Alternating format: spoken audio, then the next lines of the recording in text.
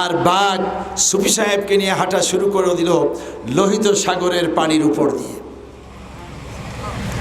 সাগর পার হয়ে গেল, পাহাড় জঙ্গল নদী খাল বিল সাগর মহাসাগর সব পেরিয়ে বাংলাদেশে দক্ষিণবঙ্গে আজ যেখানে একটি ঐতিহ্যবাহী মাদ্রাসা, সেই স্তরের মধ্যে বাঘটা এসে আবার শুয়ে পড়ল। সুফি সাহেবকে বলল, আপনি আস্তে করে নেমে পড়ুন।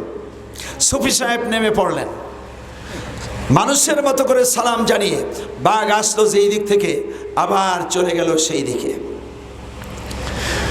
তিনিও বাঘের পিঠে চড়ে অনেক দূর থেকে আসলেন। আমরাও চলুন তো, এই যে সুনতি বন্য প্রাণীর অভয় অরণ্য, তার মানে এখানে ভিতরে বাঘ আছে, ভিতরে চলুন, বাঘের পিঠে যাই একটু বসি, আর রাজাখালী কামেল মাদ্রাসা একটু নামাই দিয়ে আসো।